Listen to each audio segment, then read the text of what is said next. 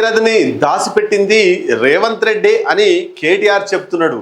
ఏంటి అసలు బీజేపీ కేంద్ర మంత్రి కొడుకైనటువంటి బండి భగీరథ్ పోక్సో కేసులో అరెస్ట్ అయి జైల్లో ఉన్నాడు. కస్టడీ కావాలని పోలీసులు కూడా పిటిషన్ వేసిర్రు కోర్టులో. మరి దీనికి సంబంధించి రాష్ట్ర రాజకీయాలతో పాటు అటు కేంద్ర రాజకీయాల్లో కూడా ఇది ప్రకంపనలు సృష్టించింది ఈ కేసు. ఈ కేసుతో తన తండ్రి కేంద్ర మంత్రి పదవి ఉంటుందా పోతుందా అనే ఊగిసలాటలు కూడా ఆ కేంద్ర మంత్రి ఉన్నాడట. దానికి సంబంధించి ఆ కేంద్ర ప్రభుత్వానికి సంబంధించి 2 ఏళ్ల పాలన పూర్తి చేసుకున్న సందర్భంగా ఫుల్ఫిల్ అంటే కొంతమందిని మంత్రి పదవి నుంచి తీసేసి కొంతమందిని మళ్ళీ ఆ మంత్రి పదవిలో పెట్టే యోచనలో పునర్వ్యవస్థీకరణ చేసే యోచనలో బీజేపీ కేంద్ర సర్కార్ ఉందట. మరి దాంట్లో భాగంగానే కేంద్ర మంత్రి పదవి ఉంటుందా పోతుందా అనేటువంటిది బండి భగీరథ్ తండ్రి కేంద్ర మంత్రి కాబట్టి ఆయన తర్జన భర్జనలో ఉన్నాడు. ఇవన్నీ నడుస్తున్న తరుణంలో ఇవాళ కేటీఆర్ ప్రెస్ మీట్ పెట్టి ఒక సంచలన వీడియో బయటికి రిలీజ్ చేసిండు.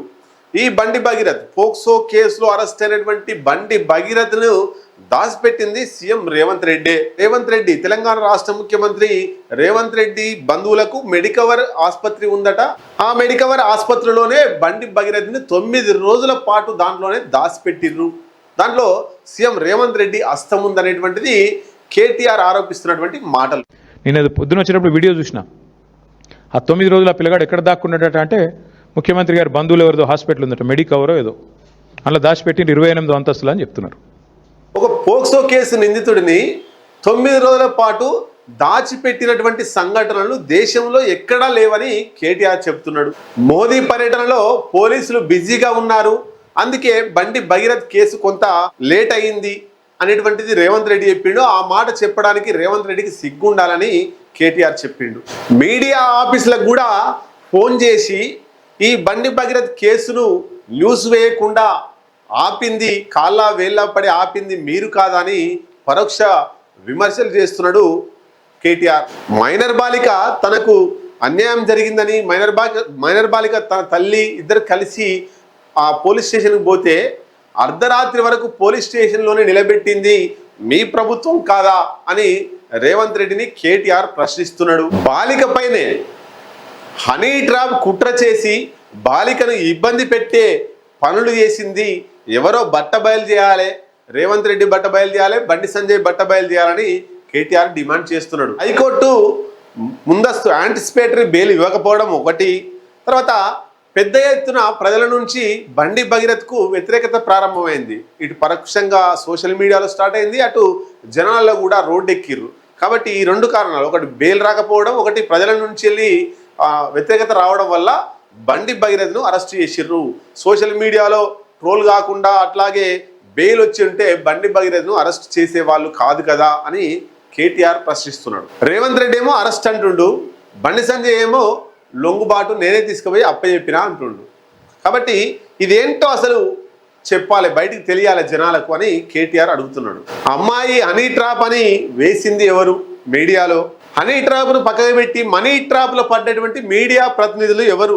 వాళ్ళ గుట్టు కూడా బయటికి పెట్టాలని చెప్పేసి కేటీఆర్ డిమాండ్ చేస్తున్నాడు.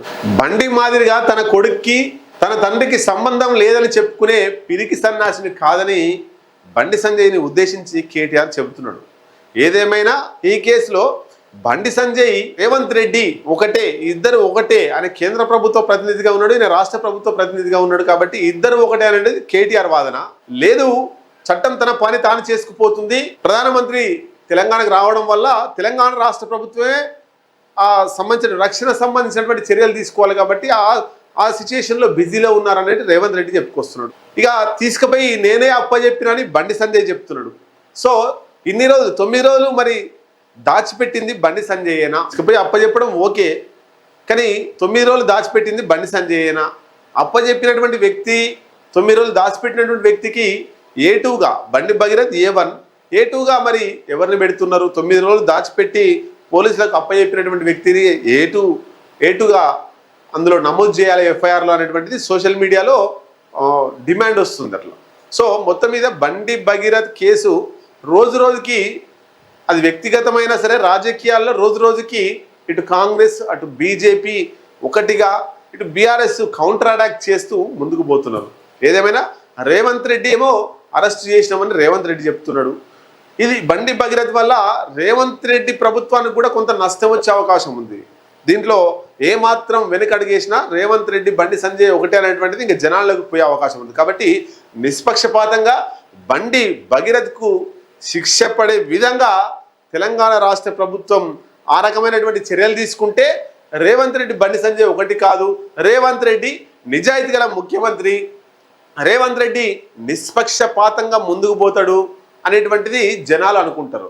ఒకవేళ బండి భగీరథకు నిజమైనటువంటి కేసులు పడక, ఆయనకు శిక్ష పడక ఆయన తప్పించుకుంటే ఖచ్చితంగా రేవంత్ రెడ్డి ప్రభుత్వానికి కొంత ఇబ్బందికర పరిస్థితులు వస్తాయి, జనాల నుండి నిరసనలు వస్తాయి, రేవంత్ రెడ్డి మీద ఉన్నటువంటి నమ్మకం ప్రజలలో పోయే అవకాశం ఉంటుంది. ఏదేమైనా తప్పు చేసిన వారికి ఖచ్చితంగా శిక్ష పడాలి. కేంద్ర మంత్రి కొడుకైనా, దేశ ప్రధానమంత్రి కొడుకైనా, ఎవరైనా సామాన్య పౌరుడైనా శిక్ష అనుభవించాల్సిందే.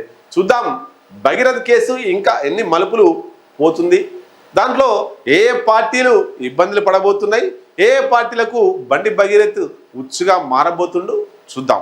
బండి భగీరథ్ని